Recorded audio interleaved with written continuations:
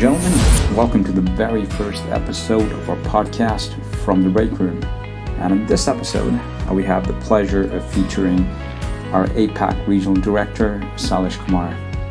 Right, as a seasoned leader, Salish brings a wealth of knowledge and experience to the table. And today we'll be discussing the topic of leadership and exploring some fascinating anecdotes from his personal experiences. Joining Salish in conversation is our very own David Kanayao, who'll be leading the discussion, so sit back, relax, and enjoy. Hi sir, thank you for taking out the time to join us today. Thank you. So we're trying to record a series of podcasts and we thought it would be great to have yours as the first conversation in the entire series. So if you'd have to introduce yourself differently this time, because you have been introducing yourself a couple of times during all the previous conversations. So if you had to introduce yourself differently this time, what would it be like? So I will introduce myself by saying that I'm somebody who is very, very fond of sports. So I love playing cricket, and my young days I was an avid cricketer. And the passion is what is something which I drew from cricket, and that continues with me today, even in my professional journey. So that's how I would like to introduce myself.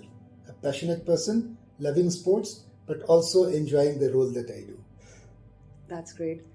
And what was your first role as a professional? So I started my professional career with armed forces. So I was a commissioned officer with the Indian Army, commissioned into infantry, Rajputana Rifles. And that was my first role. And I was quite fascinated to join that, because it was not only weapons that I was fascinated with, but I was fascinated with the people with whom I'm going to work together and how you earn their respect, that they are willing to lay down their life for you. So that is something which really stood out. And one thing that has influenced you the most in your professional journey? I'm fascinated by the group of people I have worked with. Professional journey with my armed forces till today, the amount of learning and exposure I got working with people has been immense.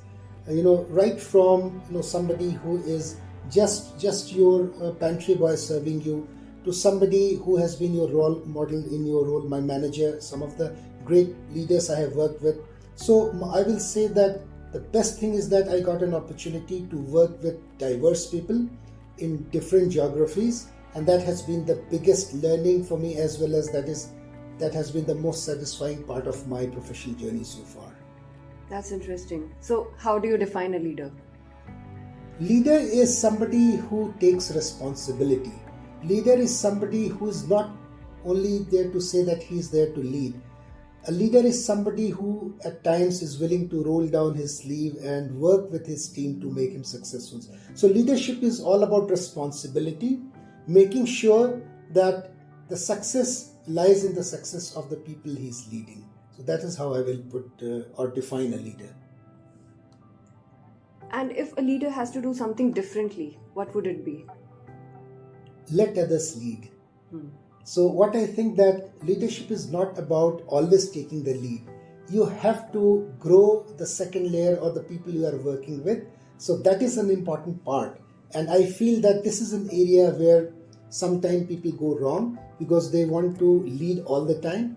Many times letting others lead is more satisfying and more, I will say this is something which will give you satisfaction and also help you see the kind of influence you have on others, and it is lovely to see them grow and become better leaders than you. So I'll be more happy to see somebody who has been part of my team becoming much more successful than I am, because they will prove to be better leaders. Now that you've said this, I want to ask, how do you develop and cultivate these leadership skills in others?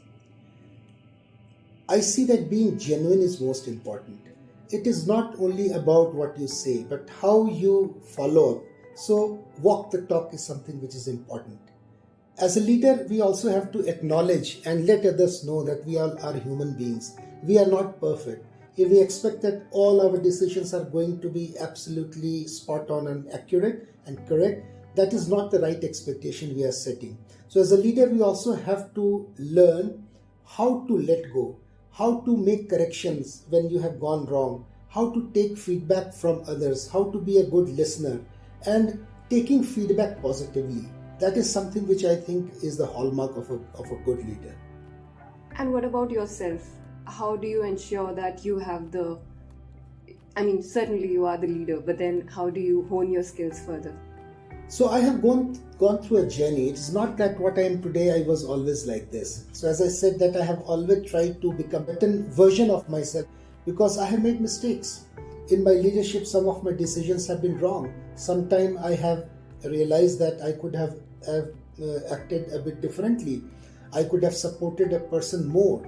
And that is how I have shaped my leadership. So in my earlier time, I was more task oriented, where I will do anything to make something happen.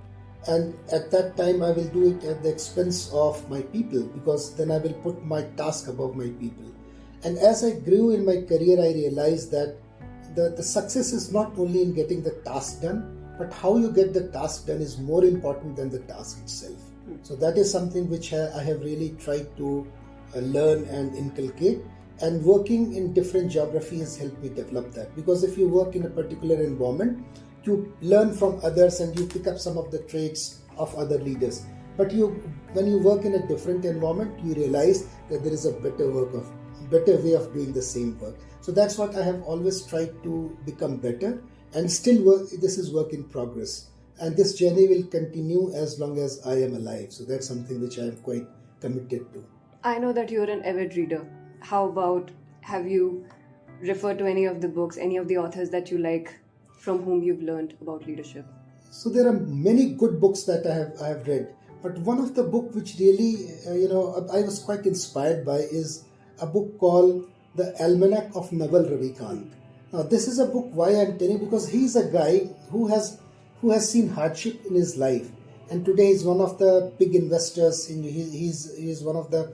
And he keeps writing blogs and all. And what I like about him, that he gives you practical solution to multiple problems, and that is explained through various. When you read this book, you'll realize that it will resonate with you. It will resonate with some of the people you have worked with, and that is really. And he has also admitted he has made mistakes, and how he has taken up, how he has avoided toxic people, how he has aligned himself with people who could influence him and make him a better person. So that's why I like that book. But having said that, there are many other books also which I have read and I found very interesting. But if I have to call out one book, it will be this one. So now that you've mentioned tough situations, what was one of the most challenging situations that you had faced, which you distinctly remember? Okay, this is right in the beginning of my career. This was Army. And one of the, I'm happy to share that I was leading a mission, and this was not a mission to capture somebody. It was a rescue mission which I was leading in a high altitude in Sikkim, where one of our Jawans, one of the army men, was lost in snow. And it is very cold. The temperature was in minus. It was evening, and then once you go down, it's quite densely forested. And we have got wildlife there. So there were two risks that we faced. First of all, if we are not able to rescue him within time, he will freeze to death. Yes. The other one is, even if he's alive, he may get consumed by wild animals. So that was the two risks. So I led this, and I also had to keep safety of the people. So there were a team of about 8 to 10 men with me. I was leading them. And then the kind of approach we had, because all 10 of us had to stay together, because if we split, then we could have been also lost, and then there could have been higher casualties. So we kept trying. We kept firing mini flares, which is a light which goes in air, and we kept shouting. And we could see some footmark, and we followed that, and after some time it had disappeared. So we knew that this person would be somewhere around that area. We kept shouting his name, and then at the end, one of the Jawans heard very faint noise from somewhere, and then we went closer. Then we found that this person was shivering. He was almost rolled in a ball of snow, something like that. But we were happy to rescue him. We had one person who just gave him CPR, and we stabilized him. We gave him hot water, and we were happy to bring him back alive. So that is something which I will always remember, because nothing can be more beautiful and satisfying than saving someone's life. That's a brilliant experience. Yes, it was a fulfilling experience, I'll say. So when it comes to the team, how do you approach building the team, leading it, considering that all of these people are from diverse background, we have different experiences and perspectives? So what I try to do, I try to simplify it. I don't try to overcomplicate. So you'll find me setting up a lot of one-to-ones. And the reason why I do that is I try to identify what is the strength of a person. So as a leader, my role is to maximize the strength of any individual and weaken the weaknesses. That means if somebody is not great at something, because nobody is going to be perfect, so how I could support and how I could make that person, whether is whatever role he or she may be doing. And I don't believe in hierarchy where I'm just going to connect with my direct reportees. I am happy to connect with anyone. And mentoring is something which comes naturally to me. Because of my experience with armed forces, this is something where I feel that if I know something, I'm very happy to share that with anyone. And at the same time, I'm willing to learn from anybody. So if somebody is better than me in certain areas, I'm happy to learn from him or her. And at the same time, if I can contribute in any way, I'm happy to do that. And I'm quite flexible in my leadership style. So if I have made a decision, you will find me sometimes I do make some changes to decisions, whether it could be org structure, whether it is the way we are approaching with the client.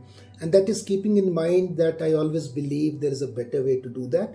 And if somebody gives you a suggestion where you find you can solve a problem in a better and easier way, I'll try to do that. So I'm flexible and I'm focusing on the strength of a people. So that's why I will look at the positive side of a person rather than looking at the negative aspect of anyone, because all of us will have some dark shades. That brings me to the next question. When it comes to empathy, what is the role of empathy in leadership? Immense. I think empathy is something which is extremely important. And why? Because if you are not able to put yourself in the shoes of other person, you will not be able to make the right decision. Because there are two ways of looking at the thing. If you look at a phone from right side, it looks different. If you look at it from the left side, it is different. So when you are looking at a perspective, you have to be mindful that you have to make effort to understand others' perspective before jumping to a conclusion. Many of the leaders may go wrong if they ignore this aspect. So I think empathy is extremely important to become a good leader. That's great. And now that you've mentioned balancing perspectives, it brings me to the next question, which is how do you still continue to grow yourself and develop your leadership skills, or how can anyone else develop their leadership skills over a period of time? I will suggest reading books is extremely important. And it is not only in terms of reading book, a paper book. You can listen to audiobook. There are so many podcasts that are available. Just looking around yourself, seeing how the other leaders perform. Also learning from your colleagues, learning from your team members. You will find, the kind of service attitude some of those pantry boys have. The way they come and serve you a cup of coffee in the morning with a smile.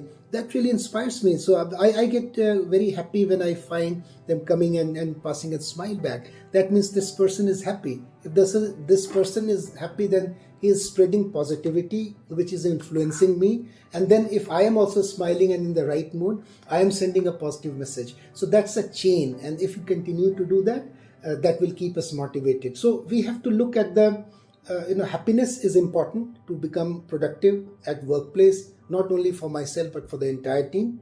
And if we can continue to maintain and sustain that positivity, then the chances of success is higher. Thank you very much, sir. Thank you for taking out the time again. And it was a pleasure to have this conversation with you. I've always wanted to have this conversation, and thank you, Sam, for facilitating this. No, thank you very much. It's lovely speaking to you, and it's spontaneous, and whatever I spoke is whatever I felt. So I think, it will be, even if it is of some use to someone, I will be delighted. Thank you very much. Thank you. Great.